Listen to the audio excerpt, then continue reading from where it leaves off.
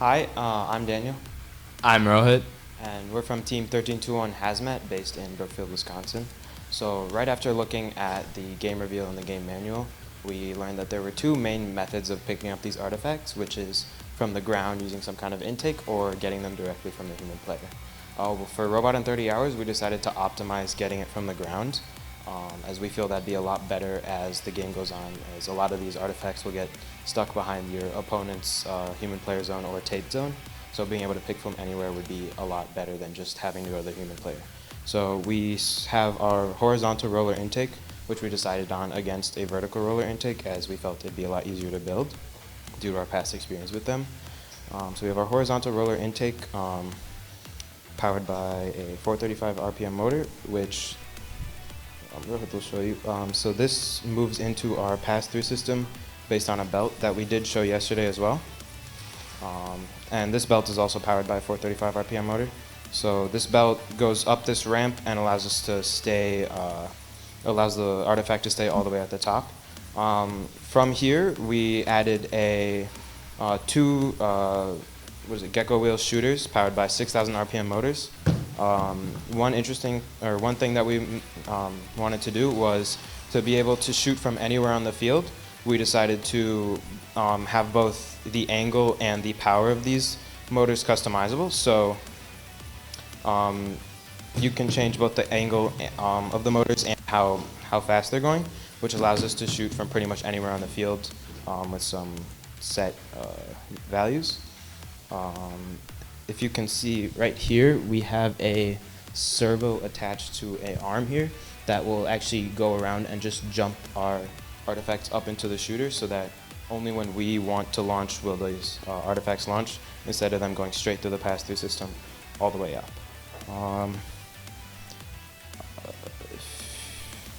I think that's it. We do have an autonomous mode that we'd like to run to show you, and then, yeah.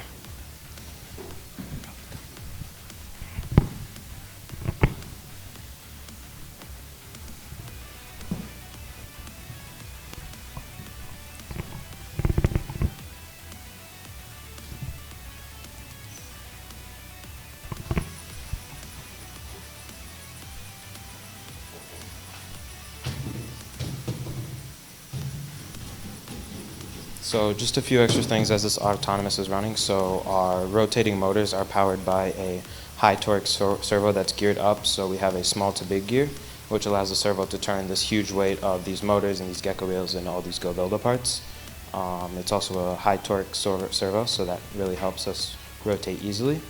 At the edge of this, right next to our shooter wheels, are these two ramps here and these kind of guides that make sure that whenever we launch, it will go in pretty much the same trajectory. So there won't be any randomness in terms of direction. It'll always go in the same direction based on where a robot's pointing.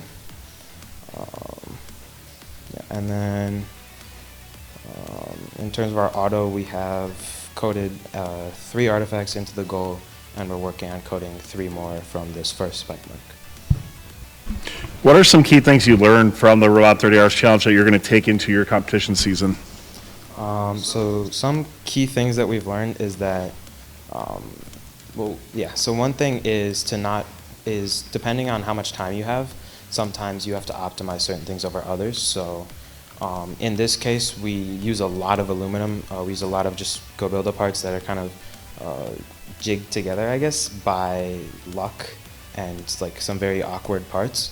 So as we get out of this Robot in 30 Hours Challenge and go into just our regular meetings, we'll work on 3D printing a lot of these parts and taking it a lot more slower, where we can make it look better, we can make it a lot lighter and a lot easier to service and improve. So, but for the Robot in 30 Hours, we had to really work quickly and use the parts that we had on hand just to optimize our robot as best as we could. And finally, is there anything that you experimented with or did that you maybe learned that you don't want to do during competition season, something that maybe teams can get a leg up from? They're like, hey, this didn't work for us.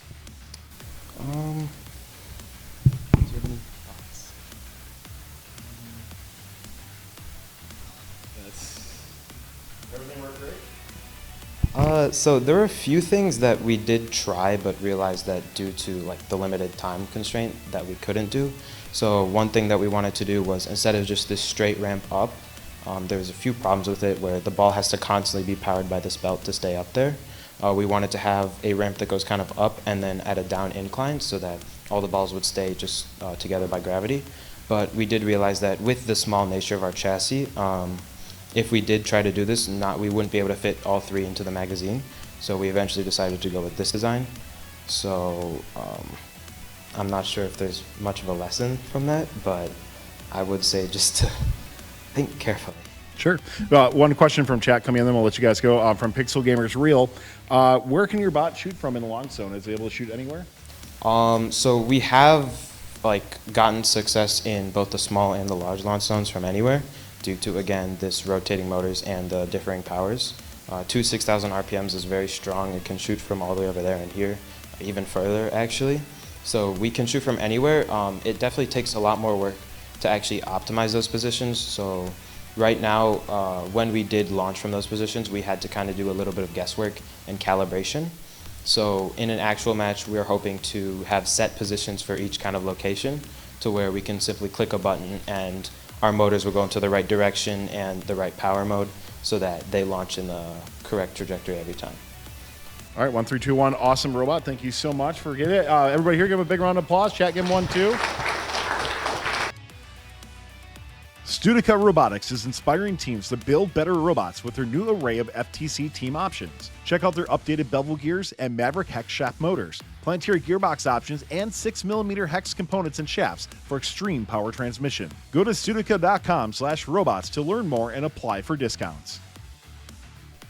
All right, hi, so we are the GEarheads, and this is our robot in 30 hours. So to start off, we have a claw intake that we 3D printed, and this intakes the artifacts. So it goes in the claw like this, it picks it up, and then it releases, which falls back here. And then these rollers are gonna be spinning, and this flap lifts it up when these are spinning, and that launches it up, and that's how we get them launched. So here.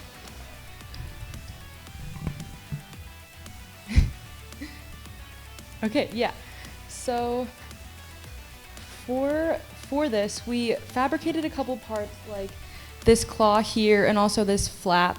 And this metal part that's kind of like our center part here was also fabricated out of aluminum sheet using a shear and some metal benders. And we have these motors mounted with some metal plating here. And then this servo to lift the flap uses a gear system on the side. So we can show you how it works.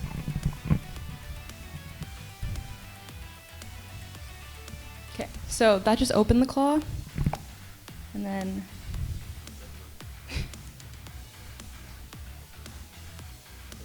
okay, so then you drive up, and the claw will close. Here, okay, pretend it went in. Okay, so it'll lift up into that part, and then you can pick up to 3, so you can fit 2 in that metal box area, and then a 3rd in the claw, and then the one in the claw, as soon as the ones in the box get shot out, it'll go into the box. So just like that.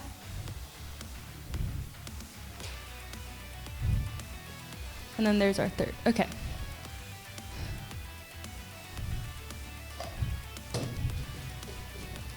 And then there's that flap lifting up.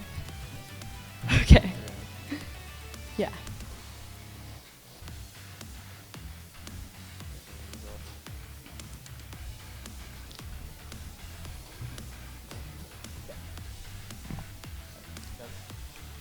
See the X.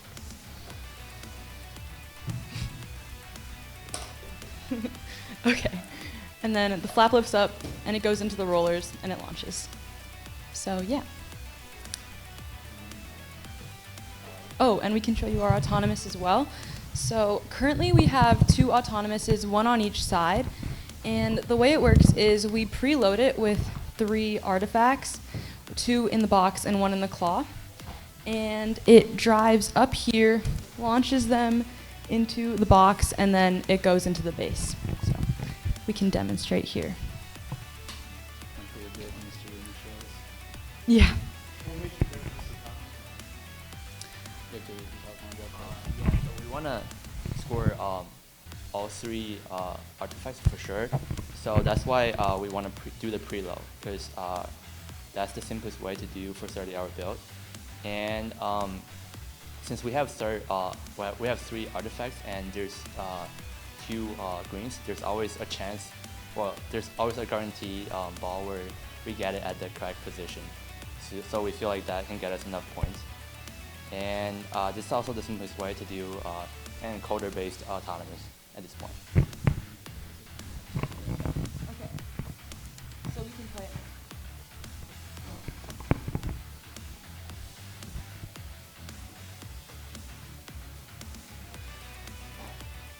It's going to weigh a little bit over here.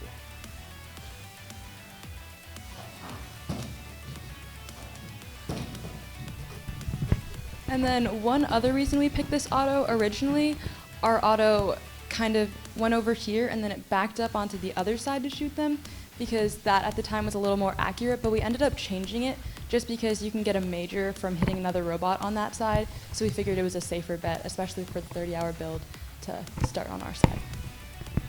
We had a question come in from chat from Matthew saying, during the Robot in 30 Hours build, how did you manage your time to still get plenty of practice to do autonomous and that sort of thing? How did you get all that to come together? Yeah, so while we are working on building mechanical parts, we at the same time also work on software. So we do the software coding in a subsystem design. So even before the mechanical parts are ready, we can code it the motors and servos, and essentially all we need to do is to plug them in later when the mechanical parts are done and tune the parameters. And then earlier, so if you saw a robot earlier, it was a lot of cardboard, so we definitely had a lot of parts being made. So we had some parts that were kind of stand-ins, and then while we kind of worked on that and then figured out what worked and what didn't, we could kind of make the parts at the same time. A video that we released earlier with you mentioned that you might gravitate away from the claw, at least in terms of the competition season. Is that kind of still your thought process, and why? Well, the claw is good for precision pickup, but sadly, it can be somewhat finicky to pick up individual balls when they're so close to each other, which is the main problem that we found. We've seen a lot of other robots using active intakes, which we think is a great solution to this problem, as it removes the need for picking up each individual ball one at a time. So we are thinking of doing that for the actual season. All right, we'll take one more question from chat, from Not the Cat. How do you make sure the claw puts the balls in the chamber rather than falling forward?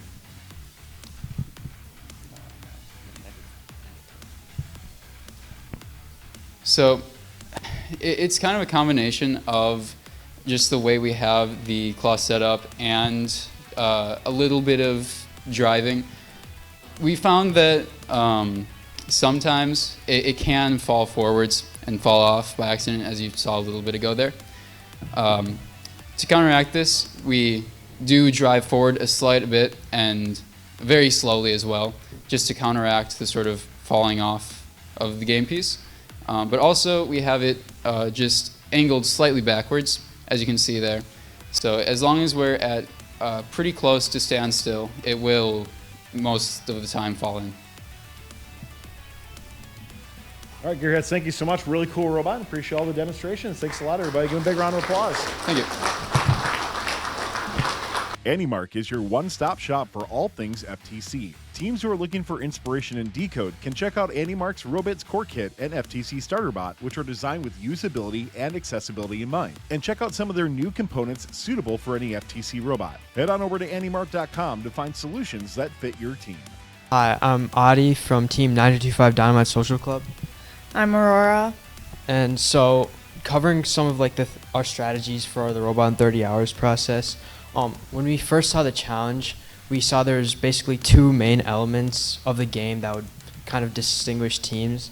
And first of them, that would be to be able to accurately score like all of your artifacts into the goal, like minimizing misses as much as possible, and also be able to pick up and hold 3 artifacts at a time, so you don't have to keep cycling and to be able to shoot. So we kind of, for 2 of those 3, that's what we focused on for this robot 30 hours. We focused on being able to like shoot accurately and hold 3. So the way our robot works is we have this sort of cage thing that holds the 3 artifacts on top of each other, and then we have a servo at the back. So I can demonstrate that real quick.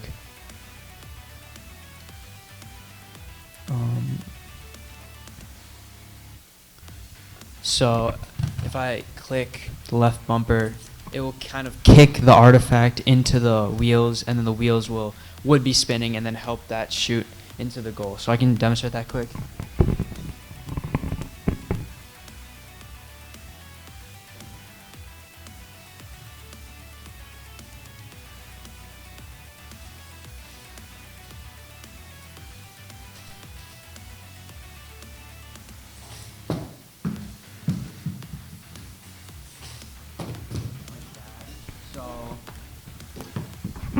So that's the way our shooting mechanism works, and then we found that we can kind of, like the way we use 2 6,000 RPM motors to power these wheels. So we're looking to eventually be able to rotate or change the angle of the wheels so that we can shoot from possibly back there, because I think as someone said earlier, these 2 6,000 RPM motors are pretty strong, and we only have it set at like around half power. So we're planning to adjust that later. In terms of like autonomous plans, we have currently we have an autonomous that can go through both sides. I can demonstrate that quick, which is 3 artifacts.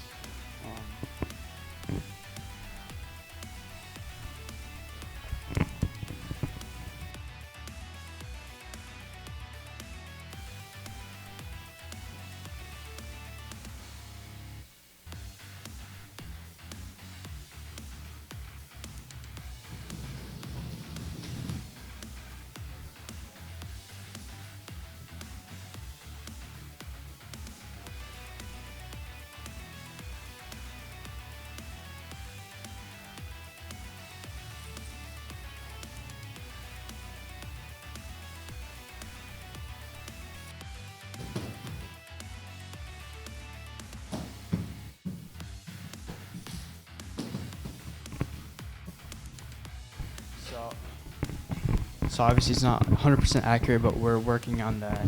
And then in terms of future improvement, the only way we can kind of hold 3 artifacts is through the human player. So we're kind of limited in that aspect. So we're planning on like using an active intake in some way in the future, in order so that we can kind of pick up artifacts from the mess of the field. So that's probably our future improvement.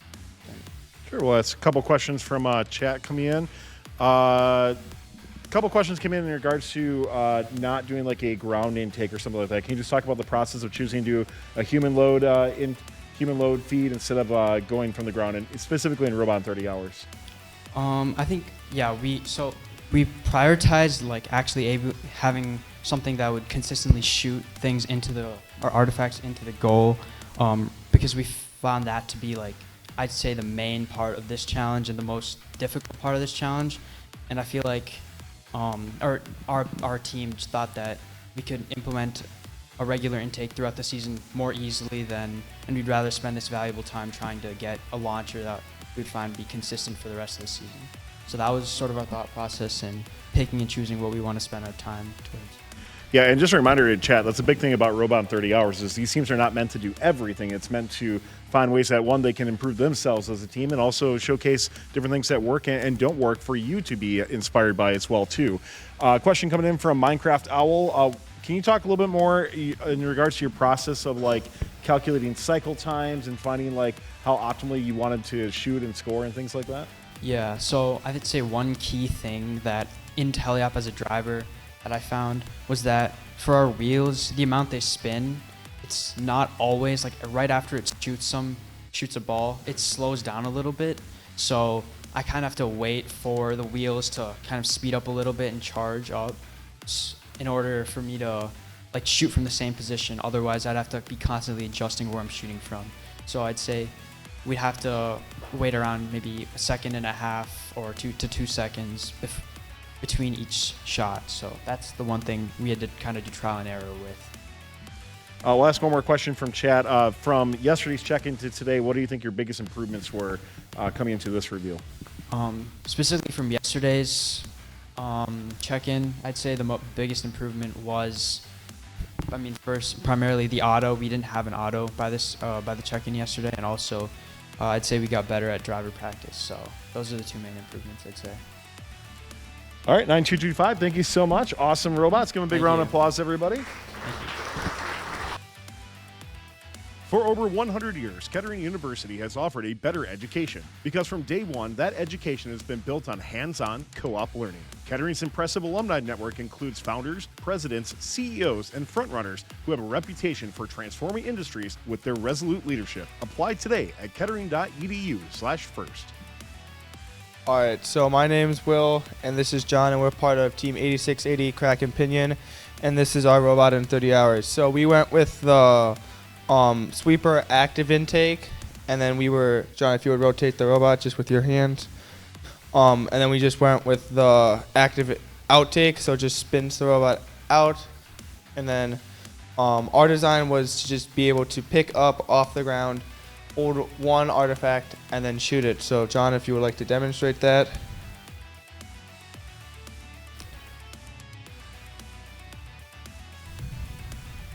So he's going to turn around. The robot would drive in. It's kind of fidgety, so it would suck up the artifact, and then we would drive over towards the goal, and then position our shelves, turn on our motors, and then once they were up to speed, then we would fire and then score. And then we would just keep doing that as fast as we can for right now. One thing that we want to improve in the future is just the consistency of intaking and how fast we can intake. And then just the varying the speeds of how fast we can shoot, the angle we can shoot at, and just being overall more consistent.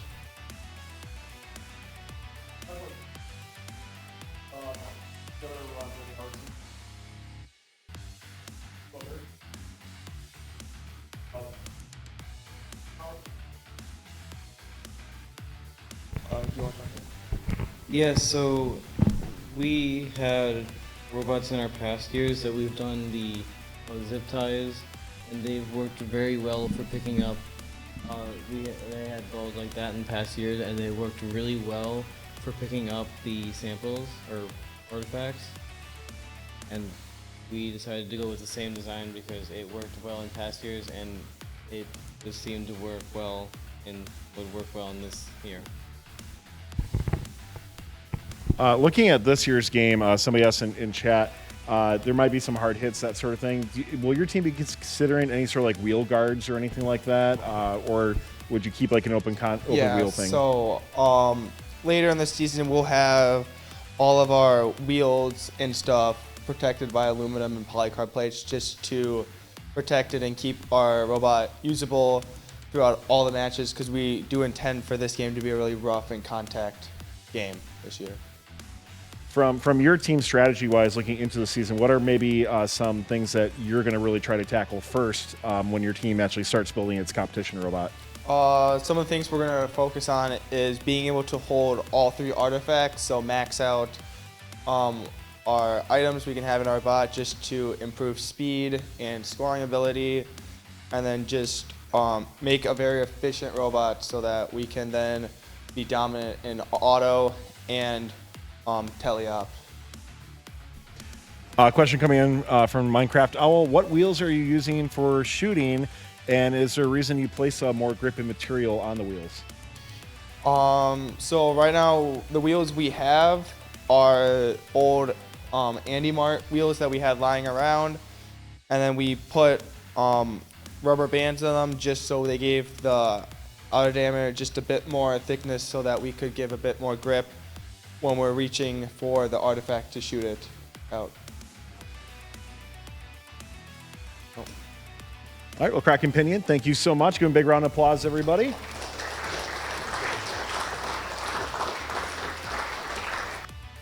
GEarheads Robotics is inspiring teams to build better robots with their new array of FTC team options. Check out their updated bevel gears and Maverick hex shaft motors, planetary gearbox options, and 6mm hex components and shafts for extreme power transmission. Go to Studica.com/robots to learn more and apply for discounts. We are 20293 Laser Bots. I'm Rylan. I'm Tyler. So we went with a pretty just direct and simple design because we thought that it would just be best to shoot as much as possible. I mean, so it can easily be input by the human player through the funnel here, where it will then be separated using the gate, where we'll then reach the actual shooting mechanism, and yeah, so it won't actually reach the shooting mechanism until it's raised here, even though you can actually queue it up just ready for the next one while separating it from the previous artifact. This allows us to be obviously efficient, and it lets us shoot them at different times so that if we want a motif, they will be separated. We based it all on a pretty simple chassis. It's actually smaller, and we put ducks on it. A few things that we wanted to keep in mind when building is we wanted to be able to fit all three balls in here, and that's why we have this like plastic guard in here, as well as a guard on top to prevent a lot of movement when we are shooting the balls. Another thing that the reason we added this little lever here is because we found that when we were shooting, this ball kept on connecting with this ball, and it was having it like kind of contact and not go as high. Same reason, like rubber bands, it wasn't really sticking very well. There wasn't enough friction, so we put the rubber bands on to make it so it could shoot further. As well with this ramp angle, we kind of had to fine tune it and go along the way to make sure it did the perfect angle for the right height and everything. And then we also added like a plastic sheet over this as well, because there's a lot of friction with that.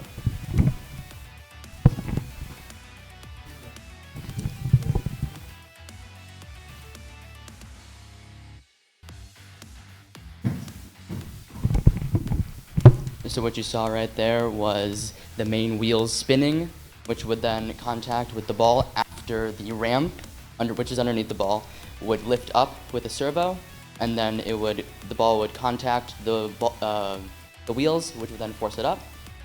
And then we have some programming, which would set up a timer to release the limit right after the ball is released. And then this would immediately set up the shooter for the next shot.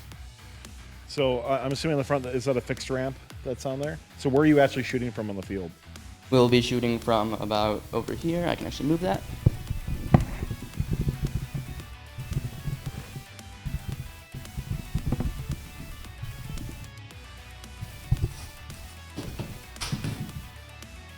Around there. Fair enough on that. Just a couple questions that have come in. Somebody said they love the ducks on your robot. That's from RoboGenesis. Asking in regards to your decision to do a human player load versus ground intake. Why was human player load best for you in terms of robot in 30 hours? Well, first of all, this is our first robot in 30 hours, so we weren't really sure how much we could get done in here. And because we've never done an intake before, even though, yes, I agree that an intake would be best for this challenge, we thought we might as well start with the simple stuff first and get that dialed in. Notice that we actually asked the last team this, but you do have some guardrails kind of on your chassis as well, too, those wheels. Can you talk a little bit more about that? So to start off the challenge, we made a chassis here, which is the same size as our center stage chassis, so we can fit our guards around there, like these side shields and our fenders.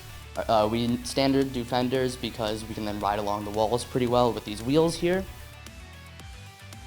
as well as the shields just help us not catch on stuff and other robots in the field. Question coming in from chat from Drew Bradbury says, based on your current progress so far, what is something that you thought maybe would have worked better than what it did? And then is there something that maybe kind of exceeded your expectations in terms of working as well as it did? Well, first of all, the lever to stop the balls, we were kind of stumped when it started contacting with the ball behind it. It would greatly reduce the height that we would get and the distance. So after adding that, we realized an enormous amount of height increase, and because of the motors that we have in there, they're not the 6,000 RPM motors, they're only the 1,000 RPM motors, it allows us to get higher. All right, 20293, thank you so much for telling us more about your role. Give a big round of applause, everybody. GEarheads Robotics is inspiring teams to build better robots with their new array of FTC team options. Check out their updated bevel gears and Maverick hex shaft motors, Planetary gearbox options, and 6mm hex components and shafts for extreme power transmission. Go to Sudica.com/robots to learn more and apply for discounts. My name is Victoria, and this is Preston. We are with FTC 9224 Techno G.O.A.T.S. For our design, we have a holding station up here where we can fit 3 of the game elements, and then we have a latch system that will let us release them one at a time so that we can make sure that they go in the right configuration to get those extra points. Then we have the flywheel, so as they go in here, they will contact with the wheel all the way through up until here, so we can get as much energy from that as possible and finally launch it off of this printed ramp. Okay, so for our auto, we wanted to preload with 3 of the game elements, and we haven't gotten to it yet, but we want to align with our element, and then we want to shoot them in, but currently we have a forward movement, so we score the points in the beginning. And then additionally, we also made sure that our drivetrain was smaller to be able to optimize those points at the end in the parking squares. And then we can show you our teleop if you want.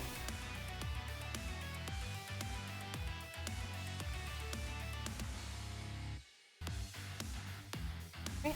And so they do all fit in that section real nicely. And then typically we do shoot from around the middle, and then that's the latch system that let go of one. Do you want that out?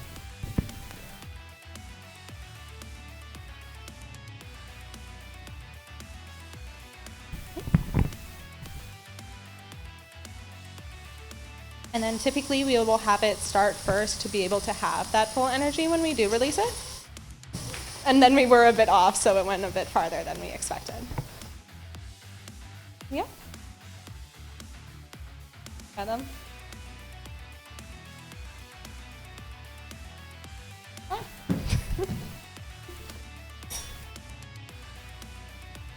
Back up. And there's the flywheel again. There we go. So your shot has a tremendous amount of... Yeah. One second. So your shot has a tremendous amount of backspin compared to other ones we've seen. Is that something when you're initially looking at it, attacking this challenge, are you like, we really do think that the balls will need a lot of backspin, or was it just based on the design you already had in mind? Can you just talk a little bit more about why the backspin, that sort of thing? So initially we had the flywheel at a bit of a different angle, and so we weren't having as much contact with the game elements, so we had to have that higher input. But then as we moved the flywheel so that it was having that contact, we realized that it was a bit more than we expected, but we made it still be able to work. Can your team just talk a little about, you have one of the, I think, the smaller chassis we've seen so far. Can you talk a little about endgame parking and either what your plan will be like during the season, or how like you think you're going to approach that from like competition season play versus Robot in 30 Hours? We do plan on trying to stick to that smaller frame to be able to at least have one fully parked into that box, as well as at least a partial park from another robot to be able to optimize those points. We were able to fully fit our system in here, although we are looking to eventually add an active intake. So we might have to play with that sizing a bit, but we do want to keep it minimalistic. Anything else that you've learned from the Robot in 30 Hours challenge that you think you'll take into your competition season?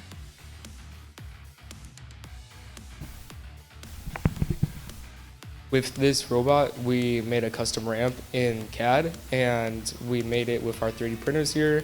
We had a flexible design before this, but we found with the hard plastic, it's more accurate. Now, the problem that we did face is accuracy, and since it isn't like a curved piece, it isn't completely accurate, but it is still more accurate than it was. All right, well, 9224, thank you so much. Give a big round of applause, everybody. Good job well done here at Robot in 30 Hours. AnyMark is your one-stop shop for all things FTC. Teams who are looking for inspiration in DECODE can check out AnyMark's Robits Core Kit and FTC Starter Bot, which are designed with usability and accessibility in mind. And check out some of their new components suitable for any FTC robot. Head on over to anymark.com to find solutions that fit your team. Hello, we are Team 4116 Volta Robotics, and I am Nate. So today we have our 30-hour build. We decided to go a little bit smaller than what we normally do this year. Normally we go for the max 18 by 18 by 18 limits. We've decided to size a bit down to a more 14 by 16 by 17 areas to make sure that we can fit in endgame parking, as that'll just be some free points in endgame. Launch-wise, we plan on using two 6,000 RPM motors to allow us to launch from the way far zone, and then we use old foam Andy Mart flywheels that we have seen do deteriorate after a little bit, so I would highly recommend using any kind of rubber band or any rubber coating you have to make sure you're not just chewing through foam like we have, which we plan on doing later, if not soon.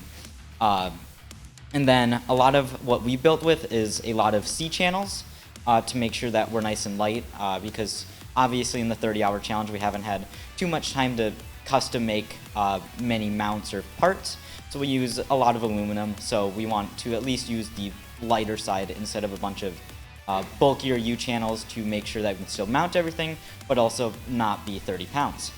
And then for our intake, we pretty much just shove artifacts over to the human player zone to allow them to just hold them, for our robot to hold them in a cardboard box that we cut up. And we can store all three game elements at a time to make sure that we don't have to go back and forth.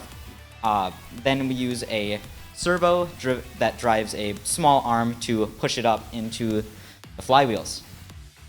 Then we can demonstrate the robot right now.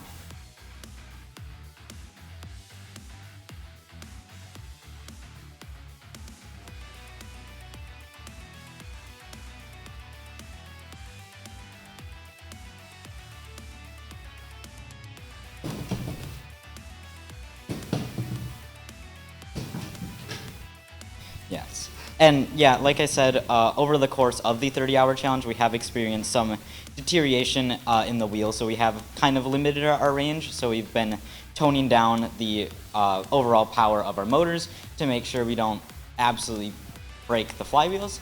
But later on in the season, we do fully plan on using a lot stronger material to make sure that we can definitely get within the far zones, as we find that pretty important, as this season does seem very close contact, as both teams want to be in almost the same exact spot for the entire duration of the match. So we want to at least make sure we have the option to be in either the far zone or close zone, just to make sure we can be at least in the correct spot at any given time.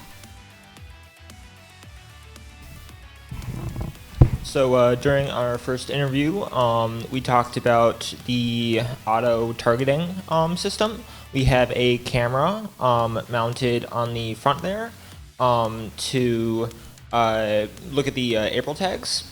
We are also working, it sadly probably will not be implemented today, but for the rest of our season, we're working on a program to triangulate the lateral distance between the robot and the edge of the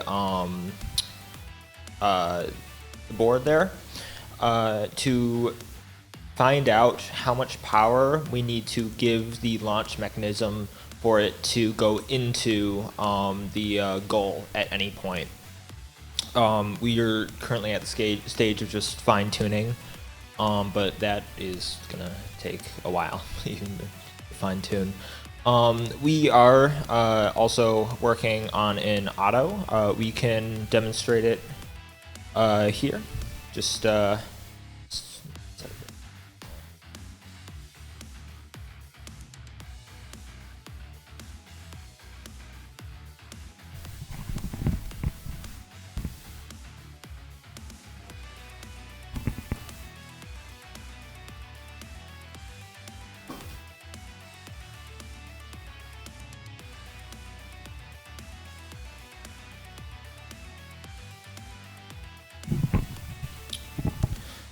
yeah, so looks like there is an error, but it would go out to the edge of the line there, use that auto-targeting thing to line up to the goal, and then start shooting every 6 seconds.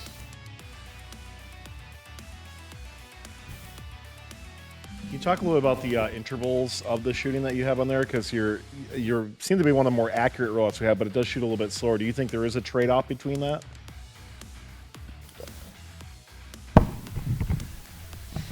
Yeah, I would definitely say there is a little bit of a trade-off because we do use faster motors and we do get it to a very specific speed. It's like a 6,000 RPMs at like a 0.755 power.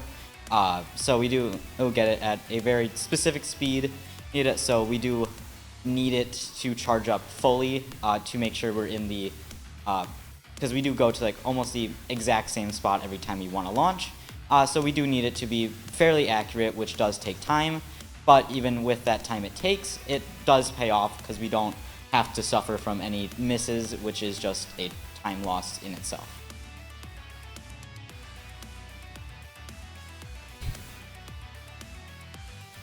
No, that is our robot.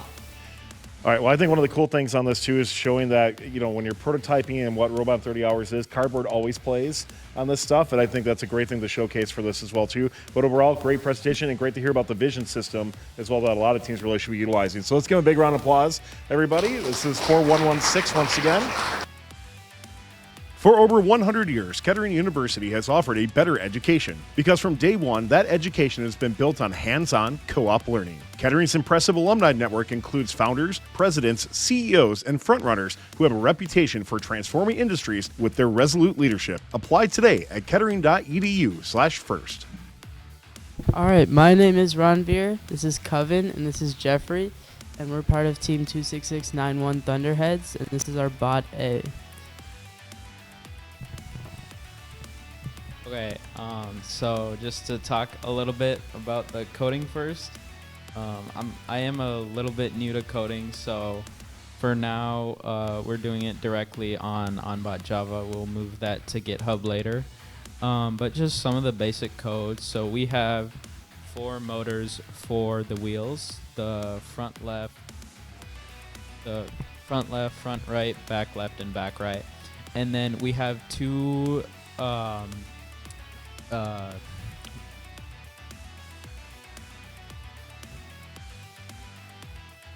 so we have 2 continuous rotation servos, and we have 2 other motors that move. If you can turn around. Okay. Well, we have 2 continuous rotation servos that turn the wheels inside right here, and those are for the transfer.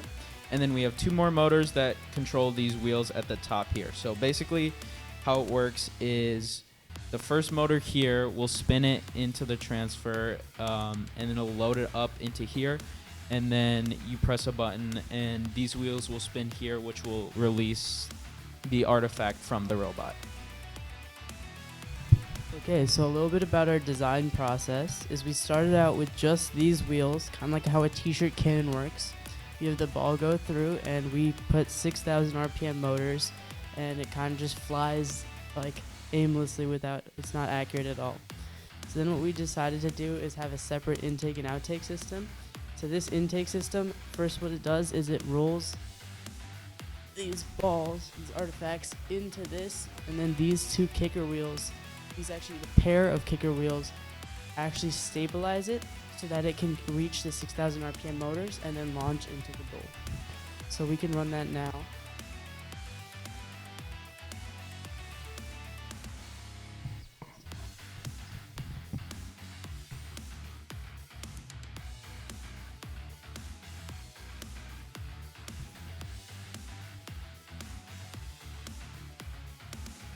So unfortunately right now it seems to be disconnecting, but as you can see that the intake wheels bring it up and it stops right before the gecko wheels at the top, and then we have these motors turn and it shoots it from, so you can shoot it from the far launching zone and the close launching zone depending on the percentage of power we use. Yeah, and for that, for like the coding aspect of that, we just have different buttons that preset the actual power we want to launch from. So we have different buttons based on whether we want to launch it from far or we want to get up a little bit closer and launch it.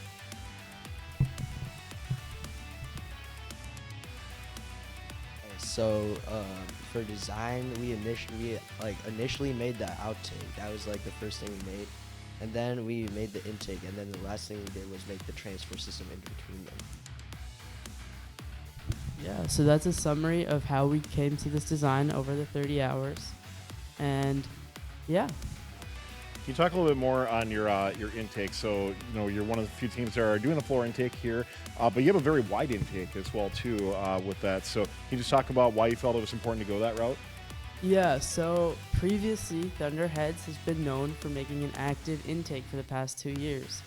So we thought we'd do the same. So originally we had this entire wide intake, and we ran into a problem where it began to take in 2 of the artifacts at once. So then we improvised and we put these 2 hooks on the sides to make sure that only one goes in at a time. After many iterations, we were finally able to arrive at the design that we have, where it's a simple intake and outtake transfer system. No, that's it. All right, let's bring on their B team as well, too, or B robot, but give them a big round of applause for the A robot. And a great presentation, and we'll let the B robot get set up in just a moment. GEarheads Robotics is inspiring teams to build better robots with their new array of FTC team options. Check out their updated bevel gears and Maverick hex shaft motors, planetary gearbox options, and 6mm hex components and shafts for extreme power transmission. Go to Sudica.com/robots to learn more and apply for discounts. Hello, my name is Raphael. This is Eric, and this is Ayush. We're also from Team 26691 Thunderheads. So we're just gonna give you a quick rundown of how our design B works. So to start off, we can intake from the ground with this 2-wheel mechanism. So I can give a quick demo here. So if we have an artifact here, we can drive forward while spinning the wheels to quickly intake this artifact. Hey, let me bring you guys another one. Then we also, this was actually a struggle for us. At first we could only take in 1, but to score more, we decided to enlarge it so we could take in 2. So, yeah.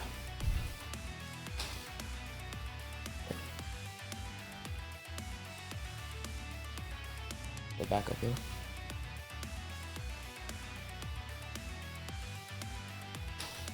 Yeah. So then while we're moving, the artifacts can be stored in this storage area before we want to outtake them. So then, when we want to launch, we drive over to the far launch zone and rotate the whole mechanism upwards to target towards the goal. So then, when we want to shoot them, we spin the wheels up to speed and bring the arm down to shoot. So, yeah, we can give a quick demo here. Yeah, so some goals for this will be to, obviously improve the targeting and also just sort of like overall like the presets for aiming and also just the positions for the wheels. Some I can go over some challenges we had with the design. So we spent a lot of time working on the floor of the intake. So this was like, it took us a long time before we got to this servo operated ramp to take them in and then point it up to shoot. Because like all sorts of things that happen with the artifacts getting stuck, not being able to come in, not being able to get out. So yeah, that was a big challenge.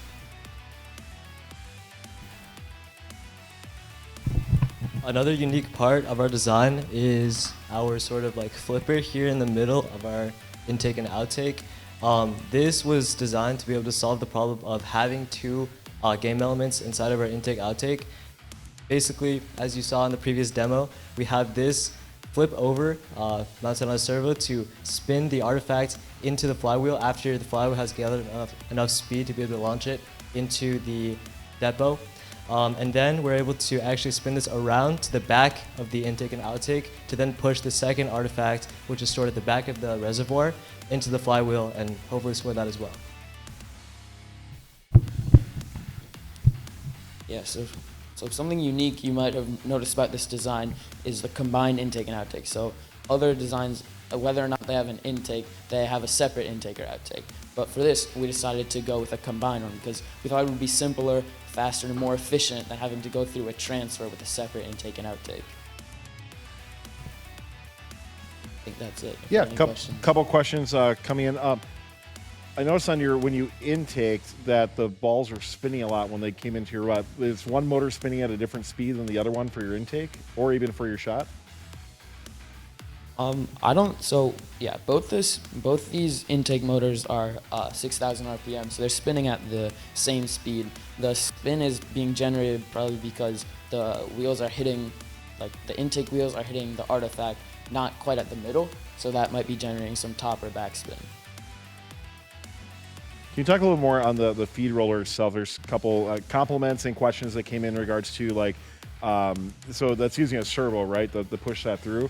Do you think a servo will generate enough power like for a competition robot to be able to do it? Like, did you have good success using a servo? So it's not just a servo that's pushing it. It's a servo that rotates a motor connected to a shaft with wheels down. So then the motor spins the wheels and the wheels additionally push the artifacts through. So, yeah.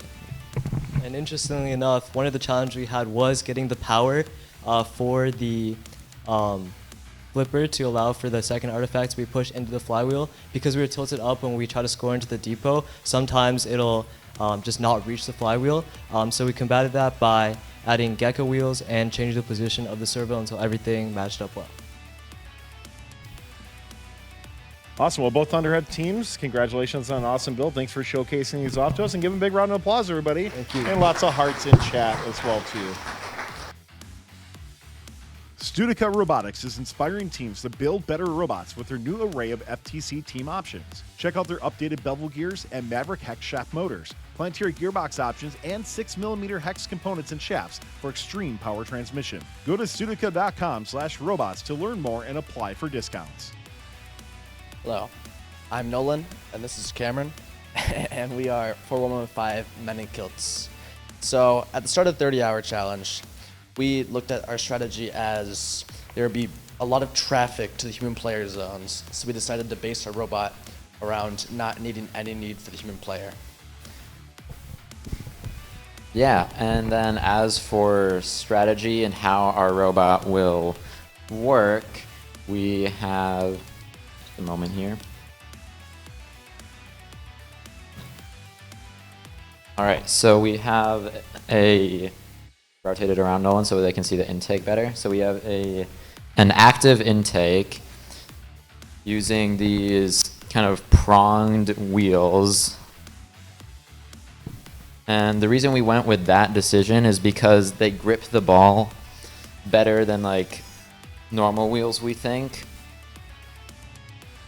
And then we use these flywheels to eventually launch. We get the flywheels up to speed, and then we have this that launches it. Sorry, we were not in position there.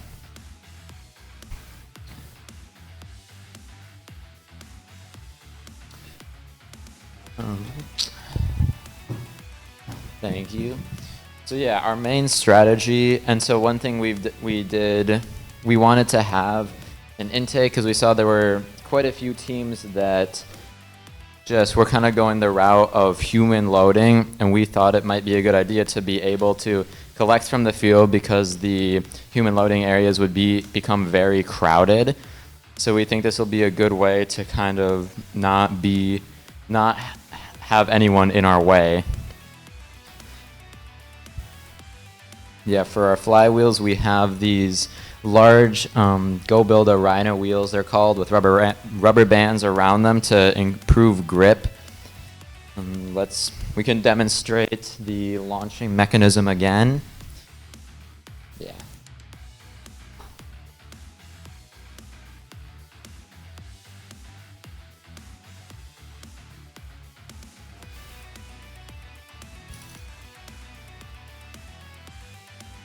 Little high that time, but we know it does work. Okay. So, as for our autonomous strategy, so far we score, here, do we just want to show? We score one preloaded artifact, and we move out of the launch zone in order to give us our leave points. Nolan will go set up the robot now.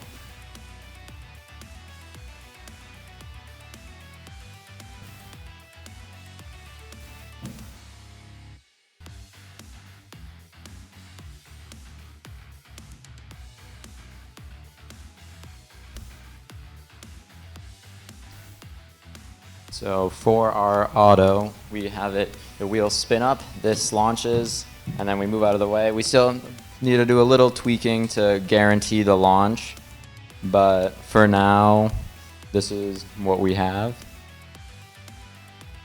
Let's ask a couple of questions coming in from chat. One of the questions was this your first design that you guys had, or did you go through any other major iterations throughout the Robot in 30 Hours process?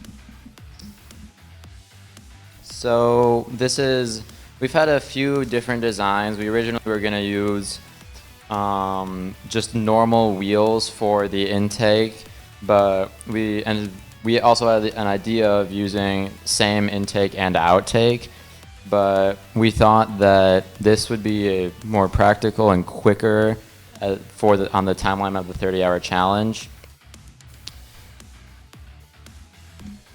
All right, next question coming in from Orange Ninja.